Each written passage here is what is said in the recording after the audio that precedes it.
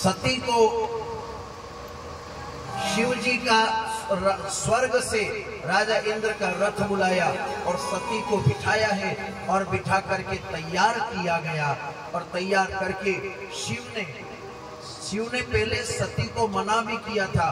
जो पति की बात नहीं मानती है स्त्री, वो भटकती ही भटकती है, या तो रोती है या भटकती है। इसलिए पति की सदैव आज्ञा माननी चाहिए।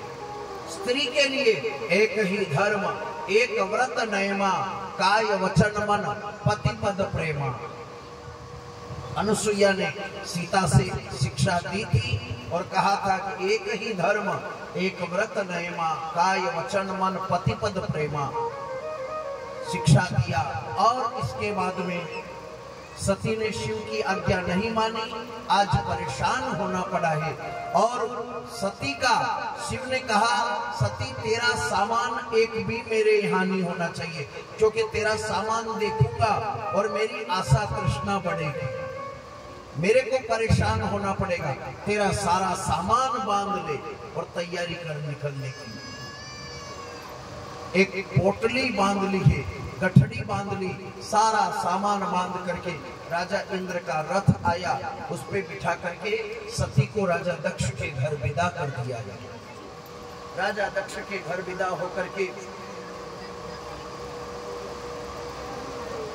राजा दक्ष के घर विदा होकर के कई प्रकार के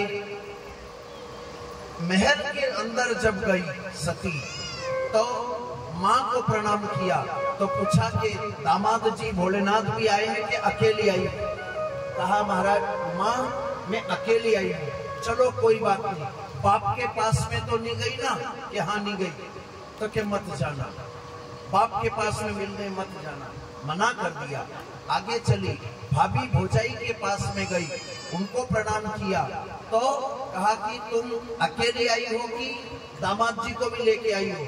कि मैं अकेली आई हूँ। कि हाँ ये समझदारी का काम किया तुमने। क्यों?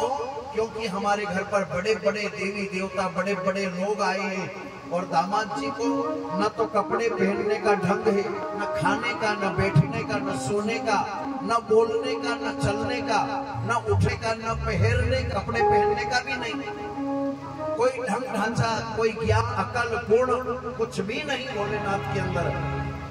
दूसरा अपमान फिर पत्नी ने सुना पति का। पति का अपमान सुनना नहीं चाहिए। पतिव्रता स्त्री पति का अपमान जो सुनती है तो पाप में और नरक में पड़ती है। बोलो महाकाल महाराज की। इस प्रकार अब सती यज्ञशाला की ओर चलने लगी। जब यज्ञशाला की ओर चलने लगी तो क्या देखती है कि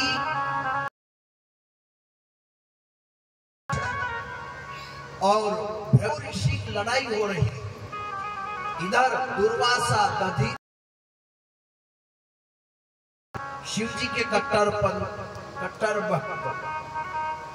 दुर्वासा, दधीची और परशुराम जी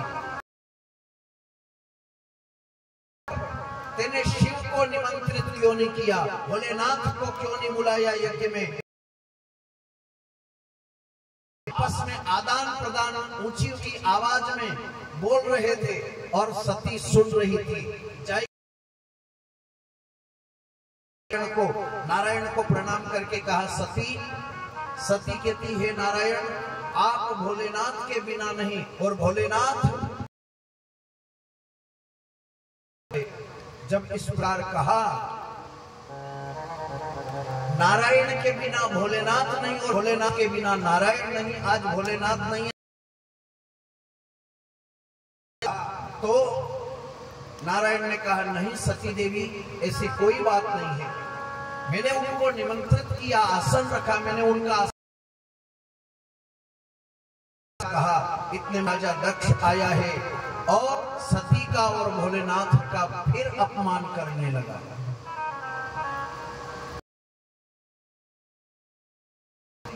तेरे किसने बुलाया? तो क्यों आई है? जिसको खाने का भान नहीं, बोलने का भान का पता नहीं, कुटुंब का पता नहीं, घर का पता नहीं, और तू क्यों आई है, काहे लिए आई, तेरे को किसने बुलाया है। सबको भयंकर क्रोध आया, और भयंकर क्रोध आने के बाद में, अरे पिता, तेरे देह से मेरा देह उत्पन्न हुआ है, तेरे शरीर से मेरा शरीर पैदा हुआ है, इस देह को अब मैं रखना नहीं चाहती। अरे भोलेनाथ,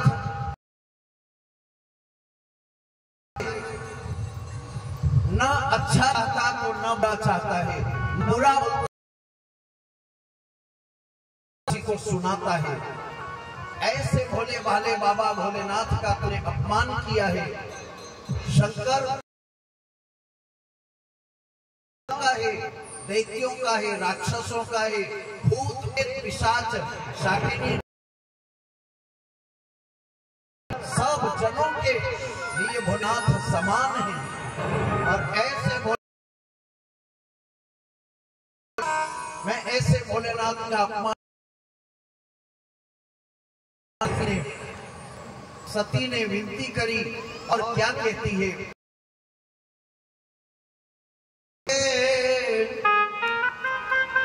हमारा तुम्हारा, तुम्हारा हमारा।